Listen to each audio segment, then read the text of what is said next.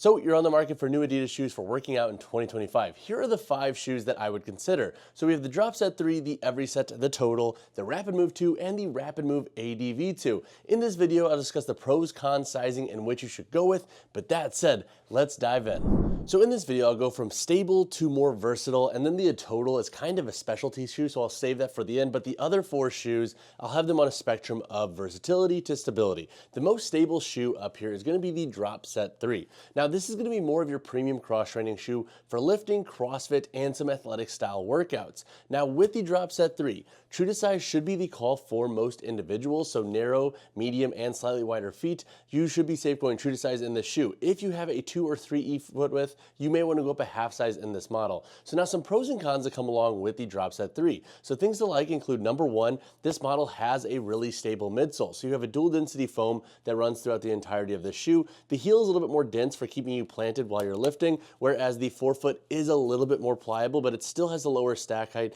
and a nice dense feel. So if you want a shoe for heavy strength work, whether that's with barbells or for machines, this can be an awesome option to go with. The second thing to like with the shoe is the toe box does have a nice amount of width for most foot anatomies. Now, it's not going to be the widest shoe on the market, but if you just have a medium to slightly wider foot width, you should have ample room in this shoe for toe splay. And in combination with the heel here, this model gives you a nice planted feeling when you're training. So if you like a shoe that has a very stable and anchored feeling when you are lifting, this can be a really good option to go with. The third thing to like with this shoe is if you like a little bit of arch support and a slightly higher boot in your training shoe, this can also be a good option to go with. The reason I like these for more athletic style workouts is you generally have good security with the upper and grip with this outsole, but with that midfoot and with this ankle, you do generally feel locked down when doing multi-directional movements, so it can be a good athletic focus shoe as well. Now, a couple of cons that come along with the Dropset 3, it is not going to be your best shoe for only HIIT training or only cross training. This dense heel back here can be a deal breaker for most, so if you're doing any form of running pre or post workout, or even doing just incline treadmill walking and whatnot for 20 to 30 minute bouts, that can be annoying with this shoe. Another knock against this shoe, and this is super niche and I mentioned it in all the videos where I talk about the Dropset 3, is this cutout here.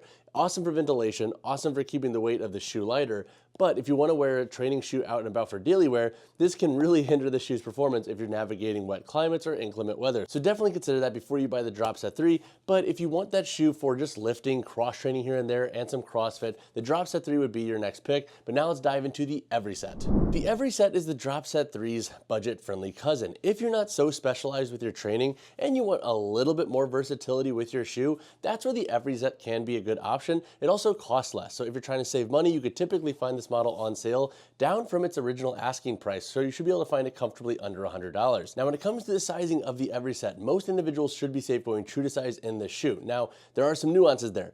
Narrow, medium, and slightly wider feet. So think E width feet, true to size in this shoe. And then if you have a double E width foot or wider, you may want to pass on this shoe entirely or size up a half size. Now, with the Everyset, 3 things to like with this shoe. Number 1, the midsole is going to give you a good amount of density without feeling too dense to completely hinder its performance for cross training. So unlike the Dropset 3's heel here, where it can be a little bit more annoying, if you do want a shoe for some light runs or for some incline treadmill walking after your workout, but you also want a nice dense shoe for lifting, the Everyset can be a good option. You have a slight heel bevel here, and the midsole is just a little bit more pliable, so it's a bit more forgiving for more versatile asks. The second thing to like with this shoe is if you like a wider platform with your midsole, so you like having a nice wide base to train on, this can be a good option. Now, that said, it's not going to have the widest toe box, and I'll talk about that in my cons, but if you like that nice platformy feel with your shoes and you like that really planted feel that the Dropset 3 also has, that's also something that the Everyset has going for it. The third thing to like with this shoe is the outsole has a good amount of tread. So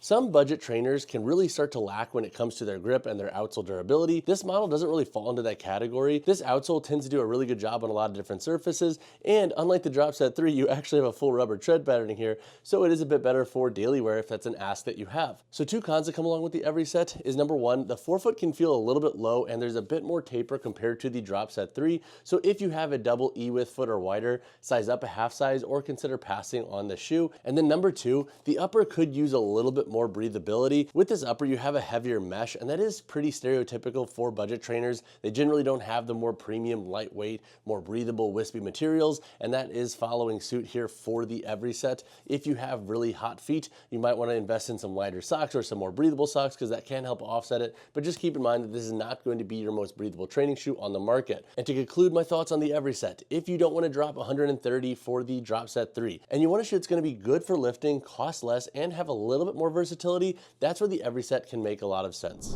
The Adidas Rapidmove 2 has honestly been a slept-on training shoe, and I've been really happy with this model so far. So why would you get this shoe? So if you don't necessarily want the ADV2, which is going to be super HIIT and versatile focused, and you want a bit of stability but a very athletic feeling shoe, that's where I think the Rapidmove 2 is going to make a lot of sense. Now when it comes to sizing of this shoe, narrow, medium, and D to E width feet, you should feel really good going true to size in this shoe. Now if you have a double E width foot, this model actually has a bit more taper to it compared to the every set and Dropset 3, so you may want to either consider going up a half size or buying them and keeping in mind that you may have to return them because they might be a little too tapered for your needs. Now 3 things to like with the Rapidmove 2 is number 1, I think the blend of the light strike midsole with the torsion system, it gives you a little bit more responsiveness and action up here in the forefoot while also giving you a nice planted feel through the midfoot. Factor in the light strike midsole, which has this like more medium density feel, and I feel like you have a really good shoe to give you ground feel and blend versatility and stability together. I have lifted pretty heavy in the shoe and have yet to have issues,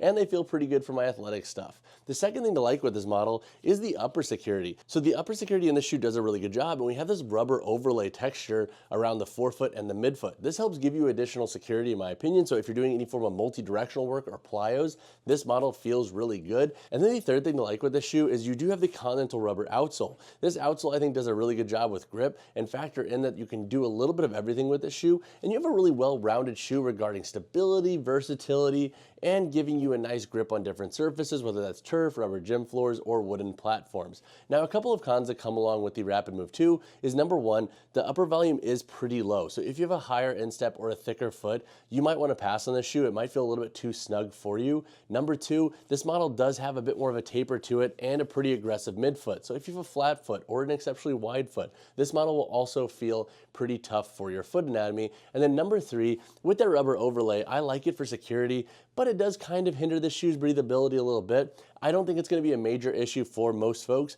but the upper definitely does have a bit more bulk to it than the Rapidmove ADV2 and the Dropset 3, which are more of your premium training shoes in this video. And so now wrapping all of that up, I think if you're trying to save and you want that training shoe for some lifting, but a bit more of a HIIT or cross-training bias, that's where the Rapidmove 2 can make a lot of sense, especially if you have that narrow, medium, slightly wider foot and lower volume foot.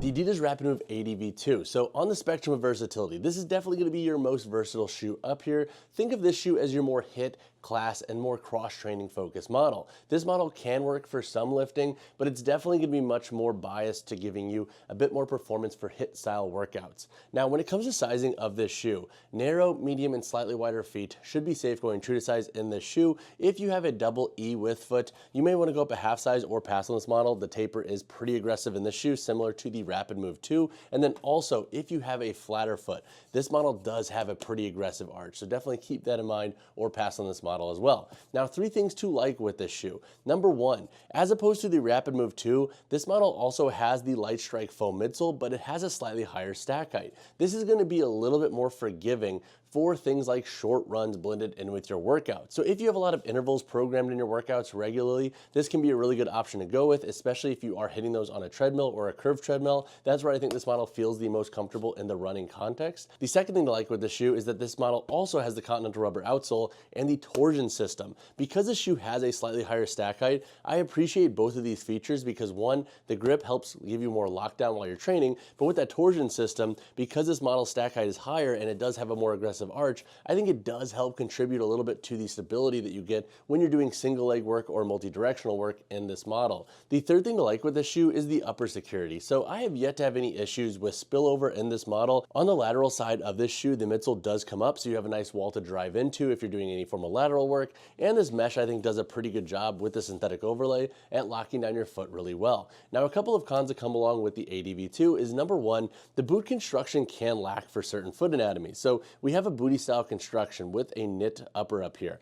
Now this can make this have a little bit of a loose feeling, and if you have very narrow heels, I feel like you might fall into the anatomy where you just might not align with this boot security overall, but it might be worth trying. Just keep in mind that it may be a miss for you. The second kind that comes along with this shoe is if you need a shoe that's going to give you a little bit more forgiveness through the arch, this is not going to be it. This is going to be pretty dang aggressive in my opinion, and it's likely going to feel very jarring for your foot anatomy. So all that to say, if you need a training shoe for more HIIT and class style workouts, and you don't really care about the lifting, and you don't go super heavy, and you plan to keep your loading under like 185 pounds with the barbell, that is where the Rapidmove ADV2 makes a lot of sense. The final model I'm going to cover is the Adidas Total. Now this is the most specialized shoe up here. This is going to be the best model to go with if you just want a shoe for cross training, you like a zero drop or a flat shoe for training, or you want a shoe specifically for powerlifting, and you're looking into Adidas models for doing that. So when it comes to the sizing of the Total, I think narrow feet, you might want to size down a half size in this shoe.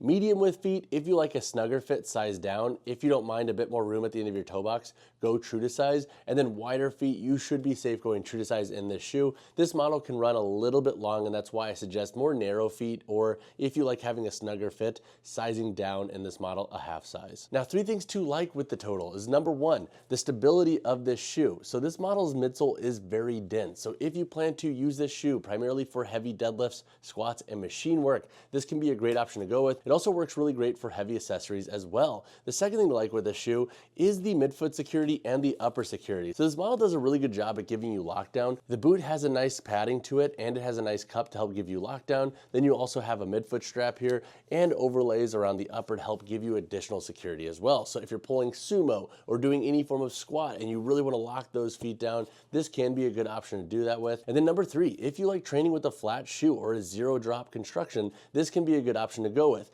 As opposed to a barefoot shoe that also has a zero drop but way less stack height, this model does give you a bit more midsole. So I often language this shoe as being a really good generalist for that person that wants a stable shoe that is going to give you a bit more performance over a Vans or a Converse. Because those models aren't necessarily specialized for strength training, this shoe is. It's wider, it has more upper security. It's just a better shoe all around in my opinion for that ask. Now, 2 cons that come along with the Total is it's not going to be the most versatile option. So again, this model will start to fall short as you start doing more plyos or any form of short run. This is not going to be the model for that. Go with the Every Set or Dropset 3 if that's you and you're not necessarily specialized in powerlifting, etc. The second con that comes along with this shoe is while the forefoot does have a nice width to it, this midfoot can feel a little bit jarring for certain flat feet. So if you have an exceptionally flat foot and you don't like any form of arch at all in your shoes, that would be something to consider, but I don't think it's going to be a bother for most individuals. All right, guys, that wraps up this Adidas training shoe buying guide in 2025. Now, do note, I am not covering weightlifting shoes in this video. So the Adi Power 3, the Powerlift 5,